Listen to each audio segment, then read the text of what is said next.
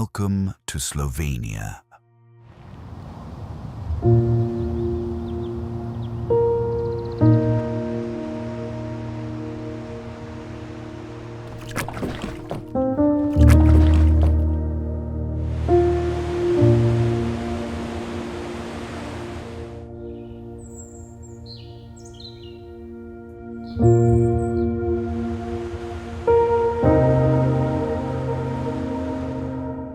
There are countries so large you need a month to cross them, and there are countries so small you can touch 4 entirely different European landscapes in a single morning.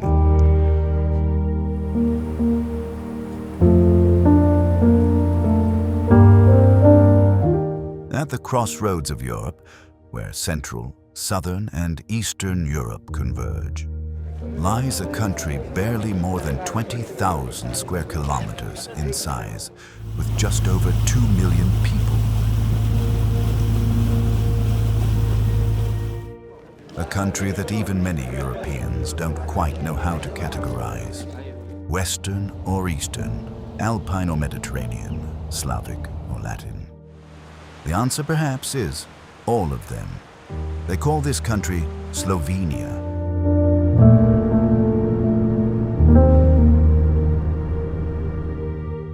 Slovenia is one of the rare lands in Europe where 4 entirely distinct natural landscapes coexist on a single small territory.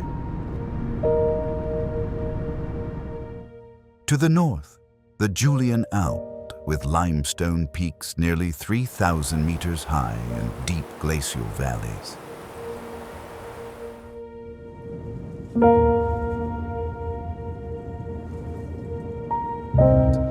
To the south, a small strip of Adriatic coast, only 46 kilometers, but filled with Mediterranean light. To the east, the Pannonian Plain, with wheat fields and old villages.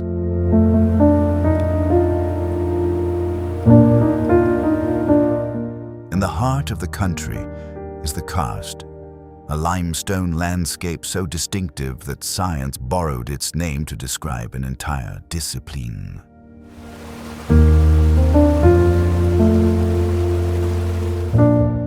Every karst in the world, from China to Mexico, carries the name of this small Slovenian region. Today's journey will take you through 10 of Slovenia's most beautiful places.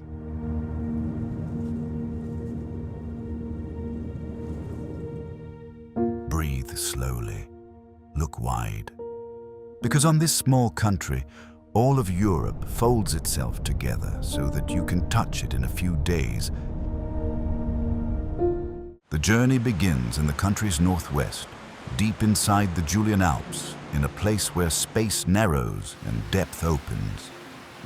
Lake Bohinj.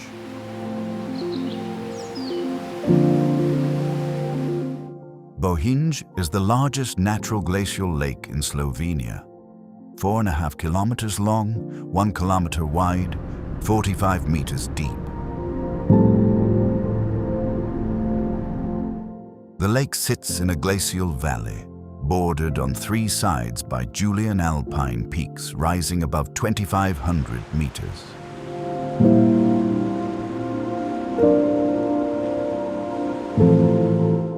The water is so clear you can see the bottom at its deepest points.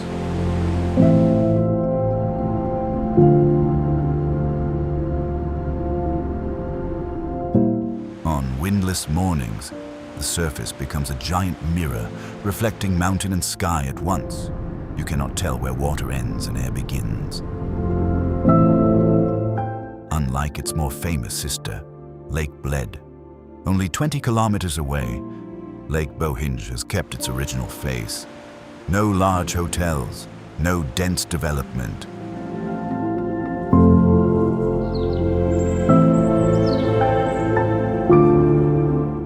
Just a few traditional Slovenian wooden houses, a small stone church of St. John the Baptist dating to the 13th century, and a single walking path circling the lake.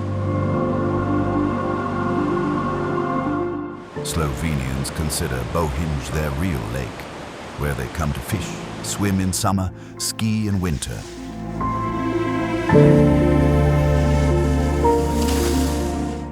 Walking around Lake Bohinj, about 4 hours, is one of the quietest journeys you can take in Europe.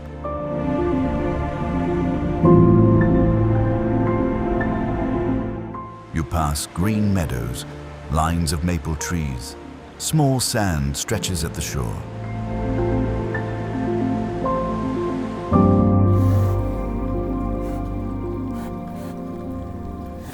A few white swans drift near the bank. Clouds descend from the mountains, painting thin lines of mist across the surface. Bohinj does not try to compete with Bled. It simply exists, deeper, quieter, and beautiful in its own way. Surrounding Lake Bohinj and stretching across the country's northwest is Slovenia's only national park, Triglav.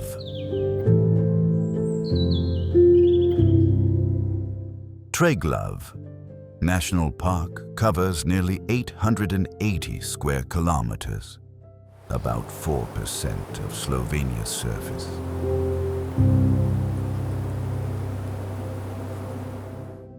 It is the last great wilderness of the Julian Alps. At its center stands Mount Triglav, 2,864 meters high, the highest peak in Slovenia.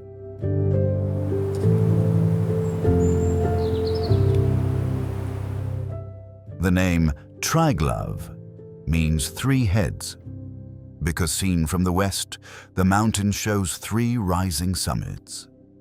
Ancient Slavic legend says it was the dwelling of a 3-headed god, god of sky, earth, and the underworld.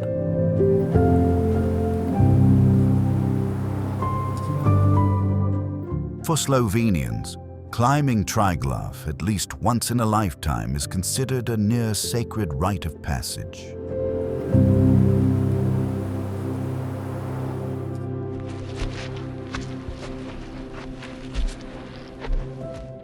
There is an old saying, you are not a true Slovenian until you stand on the summit of Triglav.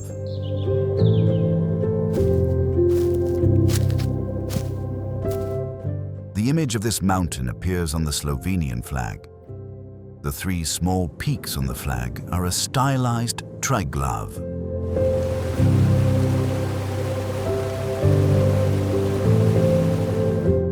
Each year, thousands of Slovenians make the climb, some still following the traditional route. Sleeping in mountain huts called Koper, rising at 4 in the morning, reaching the summit at dawn.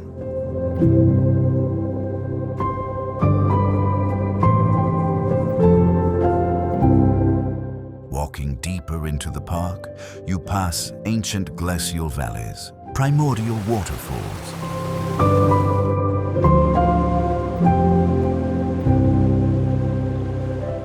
Slap Savica, one of Slovenia's most famous waterfalls, splitting from the cliff into 2 white streams.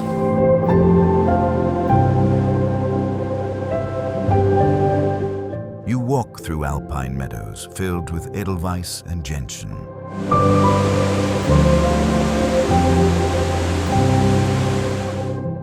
In winter, the whole region disappears under thick snow, and Triglav becomes one of the toughest winter climbs in Central Europe.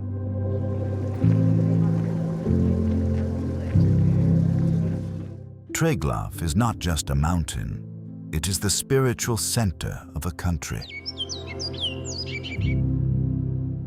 From snowy peaks, the journey slides southwest to a small town on the sea, Piran.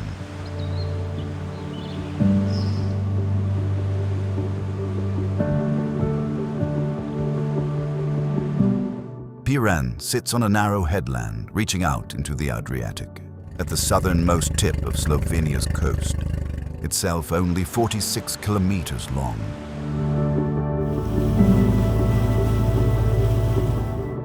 Seen from above, Piran looks like a red gem dropped onto turquoise water. Hundreds of brown-orange tile roofs packed together, ending at a lighthouse on the farthest point. The town's heart is Tartini Square, an oval plaza paved in white marble, named after the composer Giuseppe Tartini, born here in 1692.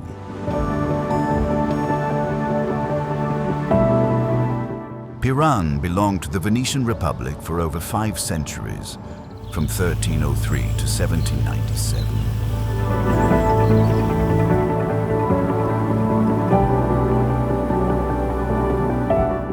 Venetian traces remain intact.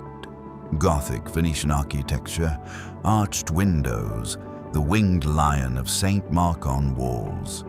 Streets so narrow 2 people can barely walk side by side.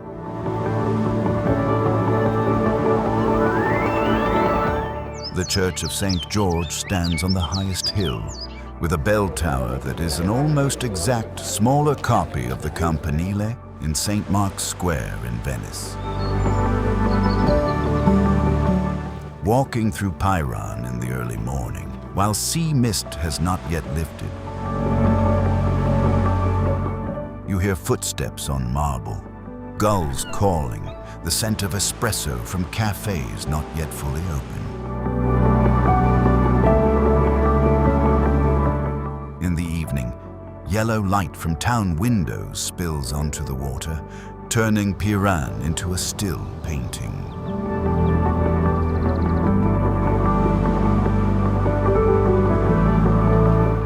Piran is Venice, but without Venice's tourists. That is what makes it remarkable. Returning north into the heart of the Julian Alps lies a river that, if seen only in pictures, looks edited. The Soča.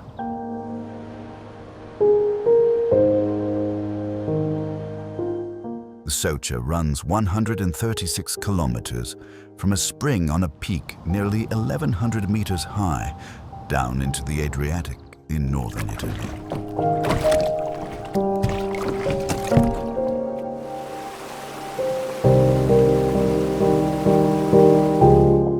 The first 100 kilometers flow through Slovenia, and the river's most striking feature is its color.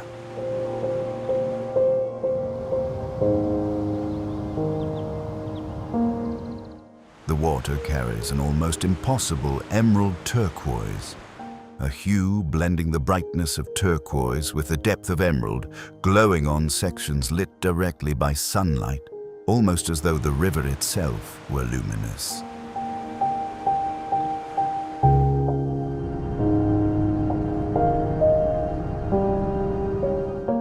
That color comes from the water's composition.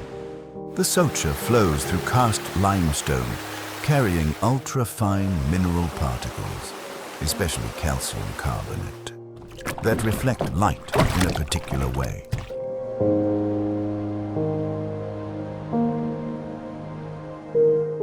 The result is a green no other European river quite shares.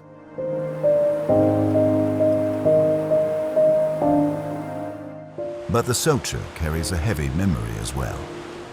During the First World War, from 1915 to 1917, the Isonzo Front, the Italian name for the Soča, was one of the bloodiest battlefronts of the war.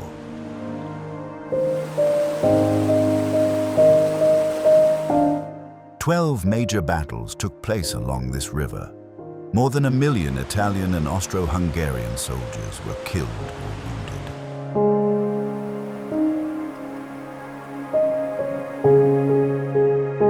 Today, along the Soča, memorials, cemeteries, and small stone Kafranak bunkers still stand quietly between pine forests.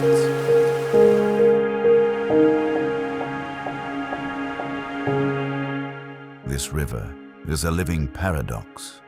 A water so beautiful it seems unreal, flowing through a valley once red with blood 100 years ago.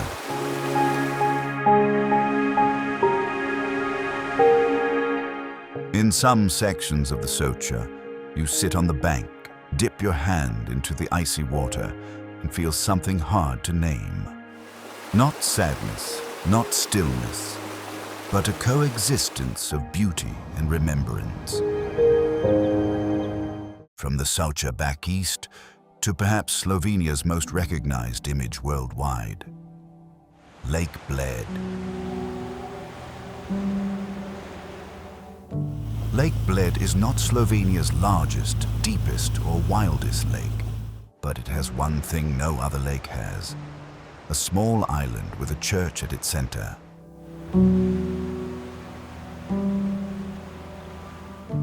This is Bled Island, the only island in the whole of Slovenia.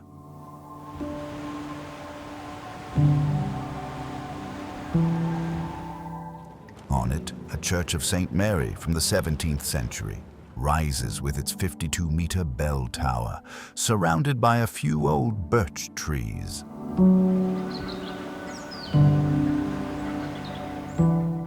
Behind the lake, on a cliff 130 meters high, stands Bled Castle, one of Slovenia's oldest, with its foundation dating to 1011.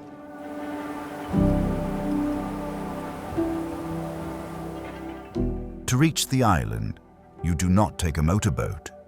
That is not allowed. You are rowed across in a traditional pletna, hand-rowed by a local.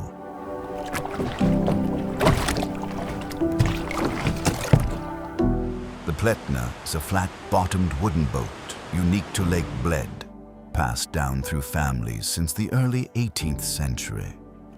Some families have rowed pletnas for 7 generations.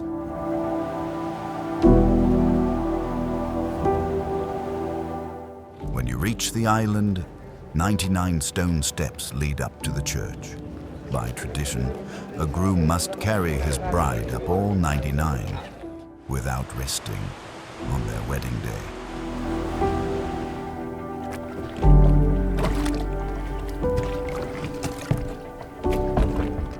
Inside the church hangs a wishing bell, which legend says will grant your wish if you ring it 3 times with one wish in mind.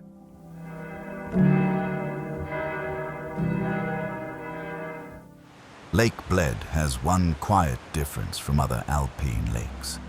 It has underground thermal sources. Warm springs flow into the lake from below, keeping it warmer than other glacial lakes in the region.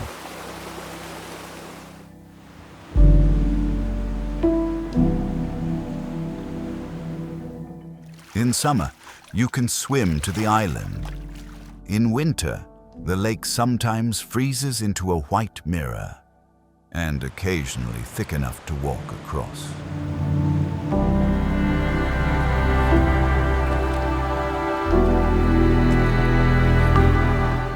Lake Bled does not try to be a fairy tale. It is one built across centuries, and you are only a brief audience. Back on the Adriatic, 20 kilometers north of Piran, lies Slovenia's largest port, Koper.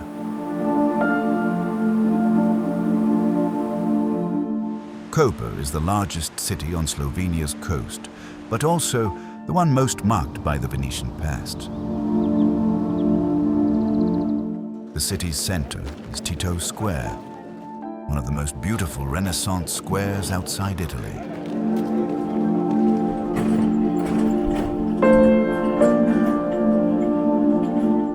Praetorian Palace stands on its southern side, a 15th century Gothic Venetian structure with a pale pink facade, pointed arched windows, and walls carved with winged lions.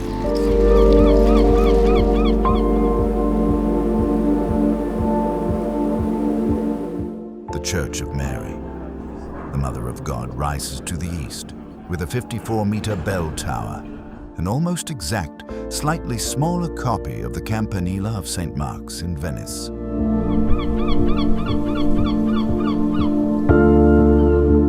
Koper differs from Piran in one way. It is not an open-air museum. It is still a working port city with container ships arriving and departing, Slovenian workers drinking coffee outside cafes, students heading to school.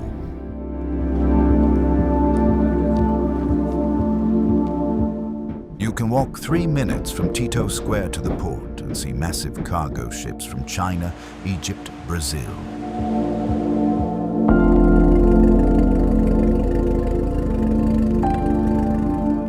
Two worlds, Renaissance and globalization, meet in Koper every day.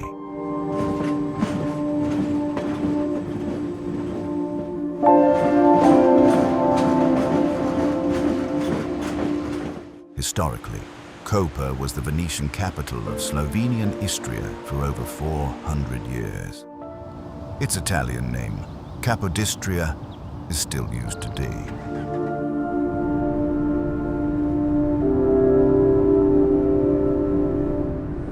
In the small alleys, you can still hear Italian mixed with Slovenian, because the native Italian community is still here, and Italian remains the second official language of the region. Koper is a city of multiple identities: Slovenian, Italian, Venetian, modern port, Renaissance heritage. All coexisting, not competing, simply sharing a space. From the coast, the journey moves inland into Slovenia's karst landscape. There, perhaps the strangest castle in Europe. Predjama.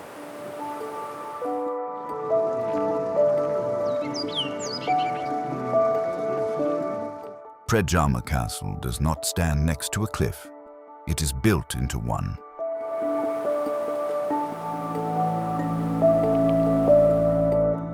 On a limestone wall 123 meters high, in front of an enormous cave mouth, a 4-story castle has been built, as if the stone itself were embracing it.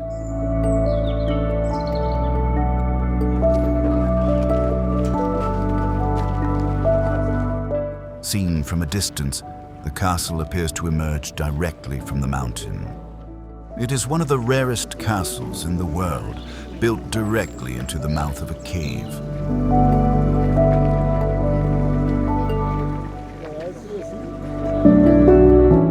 Predjama's earliest foundations date to the 12th century. The current castle was built in 1570.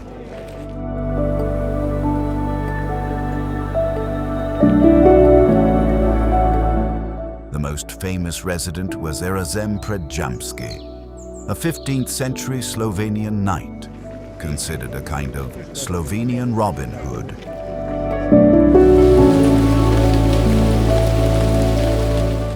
Erazem resisted Emperor Friedrich III of the Holy Roman Empire and retreated to Predjama. The emperor's army besieged the castle for more than a year, but failed because Predjama held a secret. Behind it ran a system of caves through the mountain, leading out to the other side.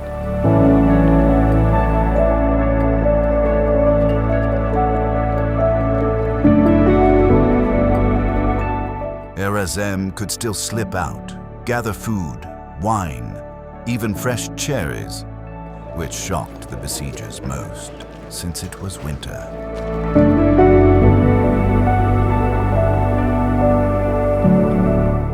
He was only killed when betrayed by a servant who revealed the castle's only weak point, the toilet. He was struck by a small cannonball while sitting on it. Predjama is not a beautiful castle. It is strange. And sometimes, strangeness is what stays with you longest. The next destination on our journey through Slovenia is Velika Planina, a famous livestock grazing plateau located in the Kamnik-Savinja Alps in northern Slovenia, about an hour's drive from the capital, Ljubljana.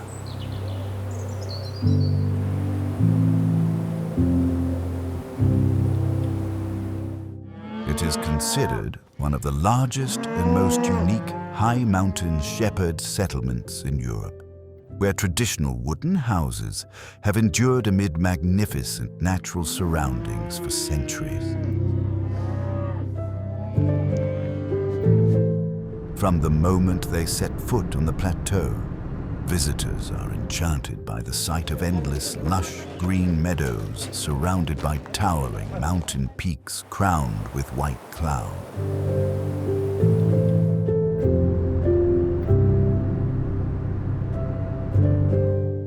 Scattered across the grasslands are the shepherds' distinctive curved roof wooden huts, creating a peaceful landscape that seems to have emerged from an alpine fairy tale.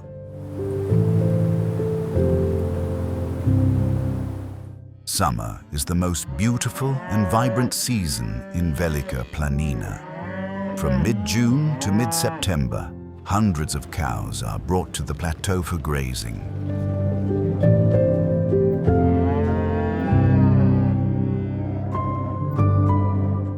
The sound of cowbells echoing through the mountains, combined with the refreshing breeze, creates an unforgettable atmosphere of tranquility. When winter arrives, Velika Planina is covered in a pristine white blanket.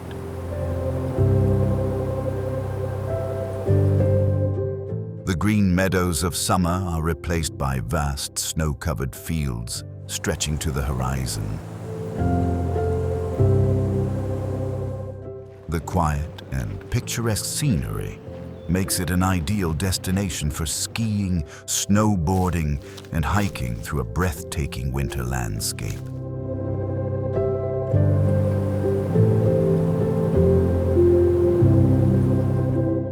Velika Planina is not just a tourist attraction. It is a place that preserves the soul of Slovenia's mountain region, where people, nature, and tradition come together to create one of the most enchanting landscapes in the Alps. Further north in Slovenia, almost at the meeting point of three countries, Slovenia, Italy, and Austria, Kranjska Gora. Kranjska Gora is a classic alpine village set at 800 meters in the Sava Dolinka Valley.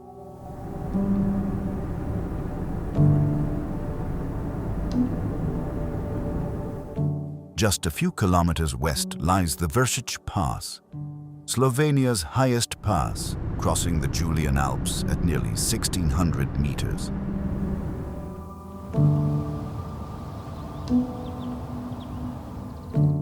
To the north, the Karavanke Mountains divide Slovenia from Austria.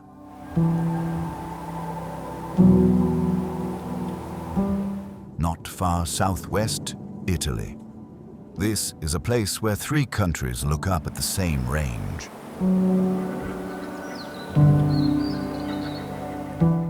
Kranjska Gora is one of the oldest ski resorts of the Eastern Alps.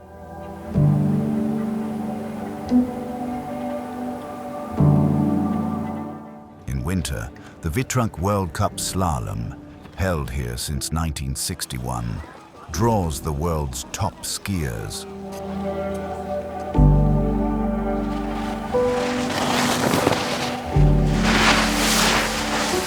In summer, other sports take over: trail cycling, climbing, golf, trekking.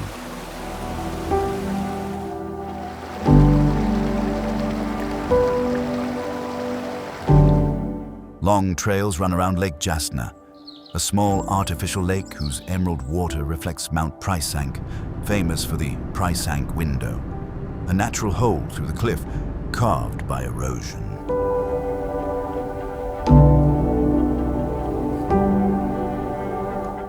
The Vršić Pass, just west of Kranjska Gora, deserves its own mention.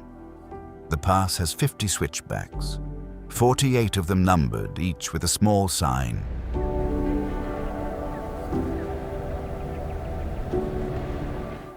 It was built during the First World War by Russian prisoners of war from the Asonso front. Thousands of Russians died from the brutal labor. At switchback number 8, a small Russian wooden chapel was raised in 1916 in memory of those prisoners. The chapel still stands today, quiet among the pines.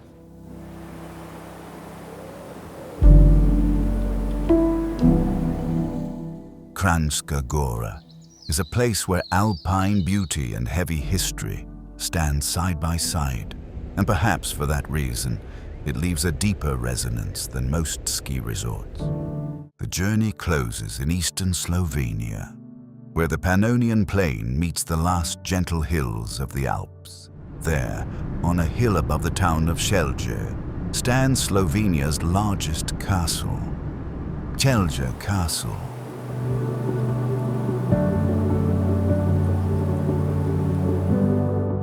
Celje Castle covers more than 7,000 square meters, making it the largest fortress in Slovenia.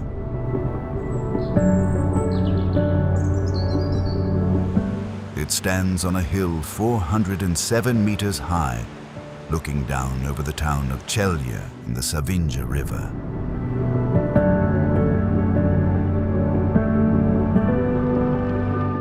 The oldest section dates to the 12th century, but most of the present structure was built in the 14th and 15th, when it was the seat of the Counts of Celje, one of the most powerful noble houses of medieval Central Europe.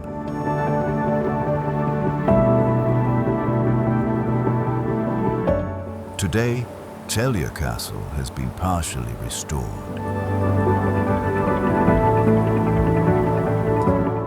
You can climb Friedrich Tower, the tallest 31 meters, and look down on a panoramic view of eastern Slovenia.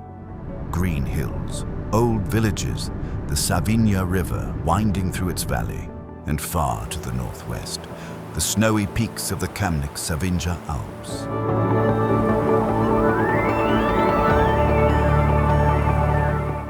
Celje Castle is a fitting end to this journey, because from here you look down and see everything you have crossed.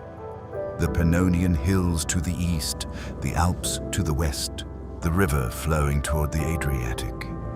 A small country, framed in a single view.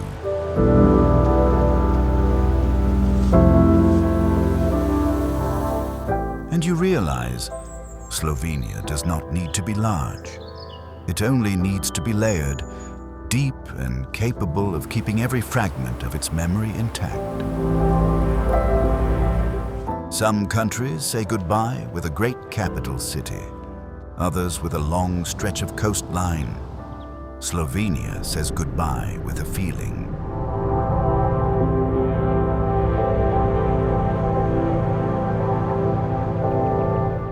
The feeling that you have traveled through many different worlds within a remarkably small space. On this journey, we explored the Alps, peaceful lakes, Venetian-inspired coastal towns, historic valleys, and castles built into cliffs.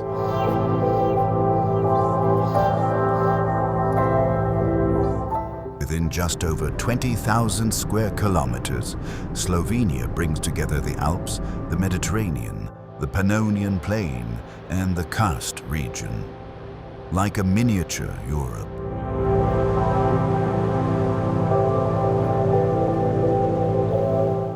As your plane leaves Ljubljana and you look down through the window, you realize that you have not simply traveled through a country. You have traveled through a condensed map of Europe itself. And if you love places like this, where extraordinary diversity is packed into a small space, then our journey is far from over. Until next time, in the lands that await us ahead.